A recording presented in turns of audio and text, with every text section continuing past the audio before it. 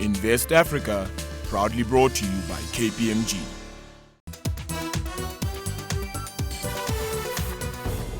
Welcome back to Invest Africa. We're bringing you the big conversations around Africa Utility Week, but also earlier on in the week on the channel, we chatted with the CEO of Eskom, and this is on the back of news that South Africa has not had any load shedding since August of 2015. And if we put that into context, that's about 9 months of no load shedding. The president of the country has also promised that there will never be any load shedding in South Africa going forward. Eskom presented a dramatically improved picture in electricity outlook and efficiencies, and they claim that this could support South Africa's growth story. David Williams and myself sat down with Brian Molefe, the CEO of Eskom, and to better understand from him what the issues around the financial sustainability of the utilities are, and of course not forgetting the politics that he has to deal with on a daily basis. Brian, thank you for making the time to join us. You say that the lights will stay on throughout winter, and of course all the critics have also pointed to the fact that the economy is significantly under pressure and that there's been reduced demand, and this is why the lights will stay on. How are you responding to this criticism once again? I'm not sure that that is a criticism. The lights have been on for 9 months. If you look at demand, if you compare this year to 2008, demand has decreased quite dramatically. But if you look at demand last year for electricity as well as demand this year, you will see that there is not much of a difference. So the assertion that it is because of lower demand does not explain the phenomenon between last year when there was load shedding and this year when there isn't. What explains the difference between this year and last year in terms of the absence of load shedding is the fact that we have increased capacity and we have also improved the energy availability factor, which means basically the efficiencies of our machines has improved. Brian, what would you say was the key one or two things that have happened in this period to really improve the productivity of Eskom, to improve the supply? What have you done, in other words, to make things better? Last year we said that we need about 3,000 megawatts to get rid of load shedding. Last year this time we said that. In fact, our information officer was pointing out that last year on this day, on exactly the same day as this one, last year we were on stage 2 load shedding. What has improved is that the energy availability factor has improved from about 70% to 76%. That's about 2,500 megawatts of electricity that we did not have last year on this day. And in addition to that, Medupi Unit 6 has been commissioned. And that was another 700 megawatts. And we have now synchronized Ingula Unit 3 and Unit 4. That's another 333 megawatts that is now available. And that is the difference between last year and this year. If you look at demand, last year, winter, and this year, you will find that, in fact, demand was similar. So it does not explain the demand story does not explain the difference between last year and this year, but it explains maybe the difference between 2008 and today. Hi there, it's Mukavande here. Just a question. Of course, we know that demand has maintained itself over the last year or so, but that's also because the GDP growth in the country has been pretty much flat for the last year. Just how much of growth can Eskom basically, handle if the economy does start growing at the rates that we should be growing to decrease things like unemployment, achieve the NDP, etc. Is the kind of capacity coming online is sufficient to support that kind of growth rate? And of course, no new capacity is coming online, as was mentioned. But how much of old capacity, because of plants running out to the end of their lifespan, etc., has gone offline? So what's the net increase? Is it all the new capacity net increase, or is there been stuff taken offline as well? Between this year and last year, we have not had any capacity going offline. We started last year with 43,000 megawatts. of available capacity or total capacity that is potentially available. We are now at about just over 44,000. This will increase to about 52,000 in 2022. 2021, 2022, 52,000 megawatts. So we're looking at Medupi coming online, Kusile coming online, and the rest of the units of Ingula also coming online. We think that that will be enough to carry growth in electricity consumption over the next couple of years and support GDP growth. We already in a situation where we have surplus capacity. We demonstrated during today's State of the System address that at 6 o'clock in the evening we had excess capacity of 444 megawatts.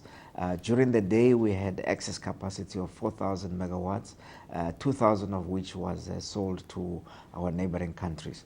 We're quite confident that we should be able to support the South African economy's growth going forward. Brian, of course, there's been a lot of talk around the influence of the Guptas at Eskom at a board level. We also had the former chairperson, Zola Tsotsi, saying that he stepped down because of influence from the Guptas. There's been reports that you have confirmed that you have a familiar relationship with the Guptas. Can you give us an indication of the nature of your relationship with the Gupta family and whether there is some degree of undue influence in terms of how they might influence decisions at the state-owned entity? Well, I have not been influenced by the Guptas. Acknowledging that I know them is not saying that they influence my decision-making or the way that I think about things. In fact, in the famous Mail and Guardian article only says about me that the Guptas may have influenced my appointment to Transnet, which was about 5 or 6 years ago. An allegation that I denied at the time, and in fact the article does point out that we did deny it at the time, that we are not aware that the Guptas had influenced my appointment to Transnet. So it sounded very flimsy. There is, beyond that, there's no other evidence that has been presented by anyone of influence by the Guptas of myself. And as far as the board goes, I think that the article has pointed out to several relationships between the spouses of board members and some people that may have known the Guptas. Unfortunately, not enough to go by. In fact, we have always said that if there has been any wrongdoing by members of the board, people should come forward. What is interesting is that despite all this heightened feelings about the Guptas and what they may have done or may not have done, there has not been any charges or investigations that have been started by the official structures of the government, for example, the Hawks or the police. There are no investigations that are going on. I suspect simply because there's not enough to go by. So would you be confident to say, or would it be reasonable to say that if you had to look at, for instance, the Optimum coal mine, which is the main relationship, I would think, between the Gupta interests and Eskom, that after the sale of those assets to Geta, that we can assume that the deal that Eskom is getting is better. That means the quality of coal, pricing, etc., is either comparable or significantly better than what was basically the previous deal, and there's no increase in terms of cost, etc., coming through that's beyond what other suppliers of coal have gotten from Eskom. Is that something fair to say? And could you give us some numbers around that? No, I think you've got it all wrong. We have not said that Tegeta will provide better coal from Optimum than Glencore was providing. What has happened is that Glencore was not giving us good quality coal from Optimum, and in fact they were supposed to supply us at 150 Rand until 2018. They asked us to increase the price to 530 Rand, Glencore did, and we refused. We said we want our coal at 150 Rand a ton until 2018. Whereupon they put the mine into business rescue and sold it to Tegeta We did not sell the mine to Tegeta. The contract that we have is with Optimum. It is with Optimum under Glencore, and now it has been transferred to Tegeta. The same contract has been transferred to Tegeta. So we have not made any undertakings about the quality of the coal improving under Tegeta. In fact, what we have said is Glencore owes us 2 billion rand, Optimum owes us 2 billion rand, and we are going to continue to pursue that claim. So there have not been any claims of quality being better under Tegeta.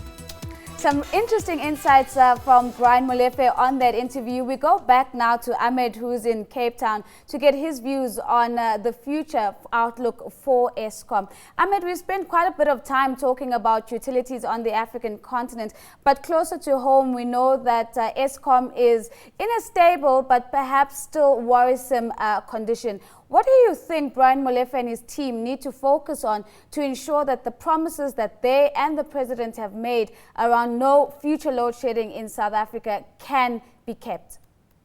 Okay, if you look at, I cannot talk on behalf of Eskom, so I'll just do it as an outsider.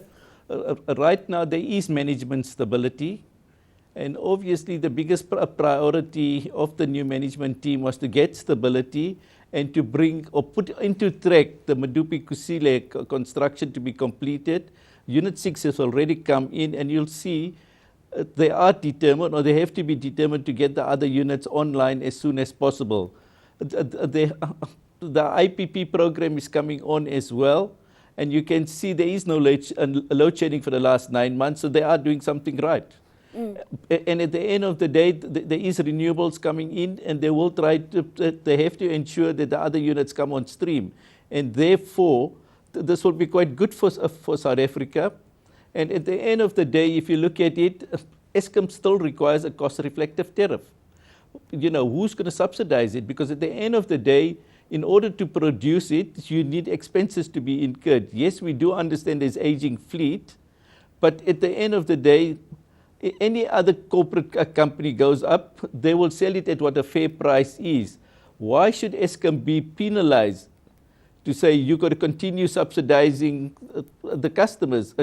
It just weakens Eskom's balance sheet. And I think the new management must ensure that they do get a cost-reflective tariff, and obviously have to see that the costs are as most efficient as possible and prudent going forward. Ahmed, I think that's you're running a business, yeah. Ahmed, I think that's an interesting view, because of course we know that NASA, which regulates the tariff that Eskom actually gets, has been very resilient in their argument around making sure that the tariffs remain affordable to the ordinary South African citizen. How do you think this should be resolved? Should NASA cave in and allow for a higher tariff? But what about South Africans who just can't afford it? Okay, if you look at the challenges Eskom had, was obviously they were trying to keep the lights on. And in order to try to keep the lights on, obviously they had a problem with the generating plant and did not manage to get Medupi and Kusile online, which as a result forced them to use the OCGT peaking power stations as a baseload power station. And that cost money because diesel is much more expensive compared to the coal operations. So what does Eskom do? To say, okay, in order to ensure that I live by whatever the NERSA tariff application was, I won't use diesel. I don't think that was good for the country. So what they did was right for the country. And unfortunately, there's a price to pay. But if we didn't have electricity, I believe that the cost to the economy would have been far greater than what they have spent on diesel. And just as a final question, as we wrap up, we know that there's been a lot of politics that have been surrounding Eskom and other state-owned entities in South Africa. How do we ensure that the focus remains on keeping the lights on and not on other issues such as the state capture or alleged state capture by the Guptas of Eskom and other state-owned enterprises? If you look at what Eskom has to do, right, they do have excellent people working for them. They do have excellent, obviously some of their plant is basically old and needs a major maintenance. So that does cost money. But at the end of the day, if you're going forward, I think the new management know what the problems are and they're trying to tackle it.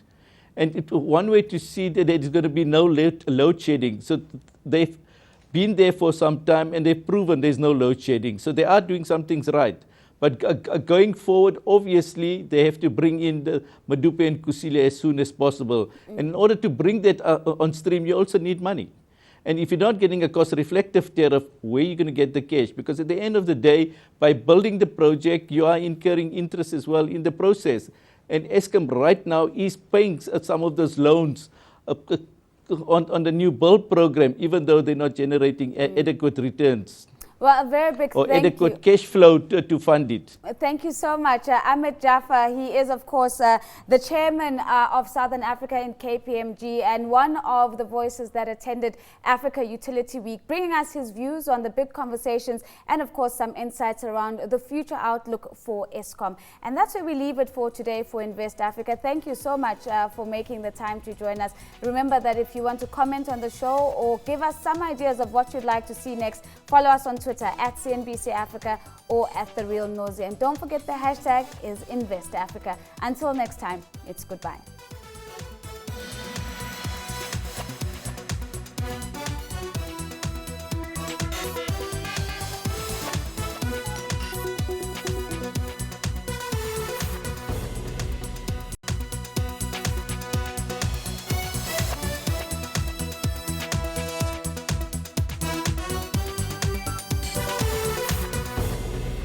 Hello and welcome to Invest Africa. I'm Nozi Pombanjwa. Now, the annual Africa Utility Week kicked off in Cape Town last week, and of course, the conference aims to address challenges, developments, and opportunities in the power and water sectors. And some of the hot topics that were on the agenda included opportunities around nuclear energy, water scarcity, climate change, as of course, the financial sustainability of power utilities on the continent. On today's episode of Invest Africa, we'll be bringing you a conversation with the CEO of South Africa's own power utility, Eskom, and analysis of the state of the continent's utilities from the chairman of KPMG, responsible for Southern Africa, Ahmed Jaffer. And we start off the conversation with Ahmed, who joins us from Cape Town now. Ahmed, thank you for taking the time once again to join us. You've attended Africa Utility Week. Can you give us a snapshot of what are the big opportunities that you see in this space on the continent, and what are the challenges that we should be mindful of as we seek to diversify the energy mix and bring more reliable energy to the fore? Okay, just as a quick snapshot, if you look at what's happening in Africa, if all the states can work together, all the countries within Africa can work together, we could have a better energy footprint. Right now within South Africa, obviously, if you're looking at what Eskom is trying to do, is to keep the lights on. And if you look at basically like in 2020 with Medupi coming on stream, online all the units and portion of the Kusile units coming on stream, we should have enough energy supply in South Africa, as well as the renewable energy program.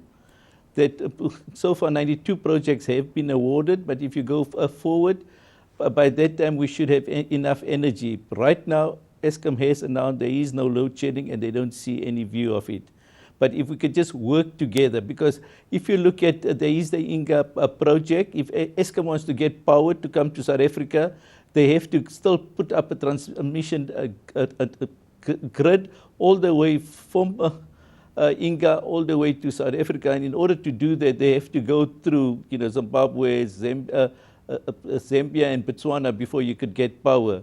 So it's just a question of Africa working together to provide solutions for Africa. And of course, Ahmed, we know that there are power pools on the African continent that should be the ideal model that does allow African markets and economies to work together. Are these working, the power pools? Are they plugging the gap where they should be bringing more reliability and availability of power to Africans?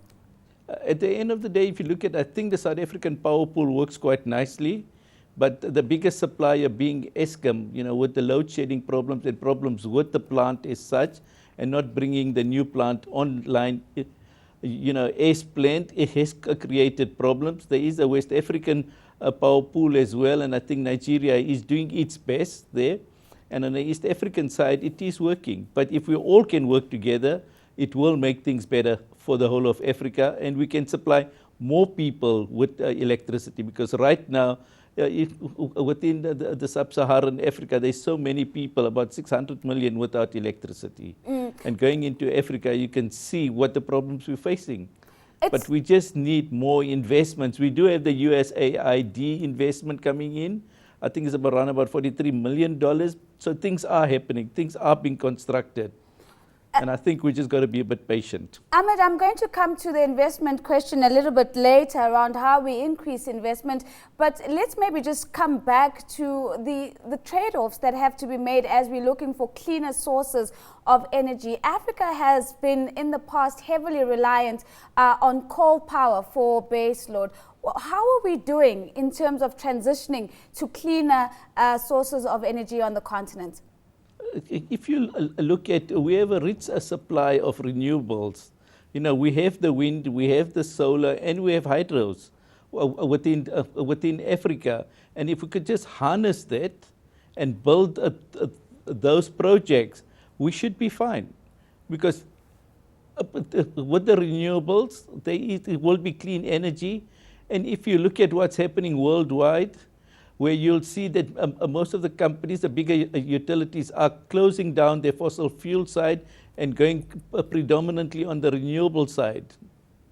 Now, gas and nuclear... If they can do it, we can do it. Yep, sorry. So just let's bring gas and nuclear into the conversation. We've seen gas discoveries in markets such as Mozambique.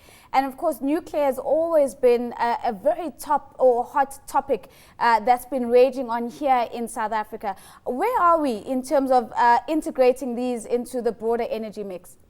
Okay, it is part of the integrated resource plan. It has been planned for 9,600 megawatts of nuclear power. Some time to come through. Obviously, it's an expensive option, but we do need base load power in South Africa. And if we got excess power, we can sell it across the borders as well. So it will be a good thing for South Africa. It's just how we go about procuring the nuclear plant as such, because it will be very expensive. And if it's expensive, somebody's going to pay for it, and it's going to be the consumer, unless government want to subsidize a portion of it.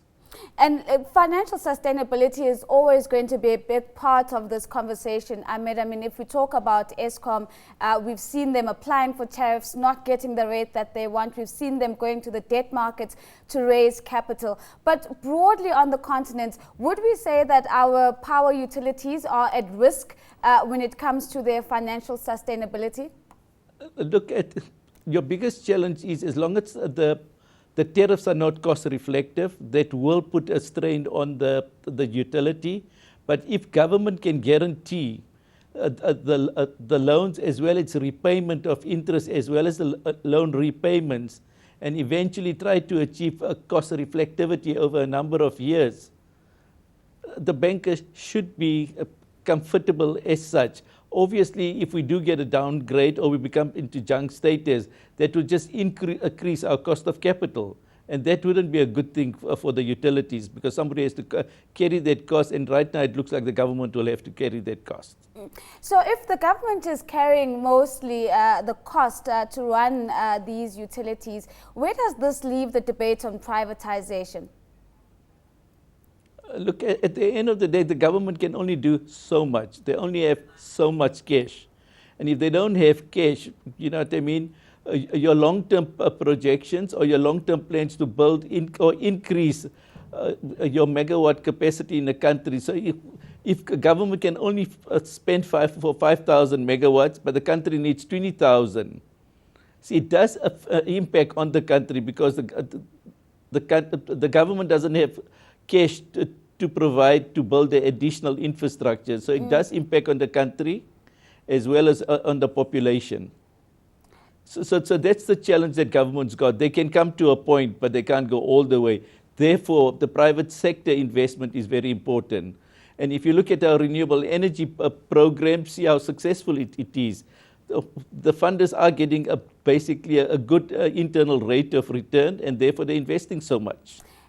One of the key issues, though, with the renewable program has been the tariffs, Ahmed, because with trying to make sure that the tariffs are palatable to the citizens, this to some extent takes away the appetite from the investors who are looking for a better economic return on their investment. How do we break out of this conundrum?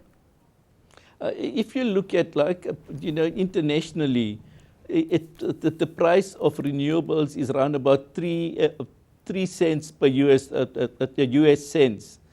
And if you compare it into South Africa, it's quite high. The other lowest number is for Morocco, which is 2.99 US cents. If you're looking at in South Africa, we were ranging around about 11 Rand 95. It was quite high. So therefore, in Africa, we also have to come down with the cost. So if you look at round 1, round 2, the prices were high, but the whole idea was to give comfort to the investors. You will get a good rate of return. Yes, the government will come to the party. Yes, the original equipment manufacturers will come to the party. So all of them know where the risk lies. But if you look at it now, the round 1 and 2, I still believe our rates are high. If you compare it to internationally at 3 US cents, but if you look at it like going around to round 4 and around 4.5, I think the rates will come down substantially. But with the weakening of the rand, yes, we have a problem. Ahmed, one of the issues around the renewable program, of course, has been the success and how we've all been talking about how this should be replicated in other African markets. Are we beyond the point of talking? Have we been seeing this model being picked up and this framework being used? If you look at what's happening in Africa, there's about $43 million being committed to do renewable energy projects. But at the end of the day, South Africa has implemented it very well. It's a workable solution. Everybody knows who takes the risk as such, and the investors are getting a more than adequate rate of return. With the rounds 4 and 5, obviously the rates are coming down, but the financiers are quite innovative, and so is the people running the renewable energy projects. So therefore, if you see what's happening, so the other African countries are seeing what we've done in South Africa. It's like a role model for everybody else, and I think eventually things will be happening in Africa, but with $43 million invested in this area being committed, there will be a major difference in Africa.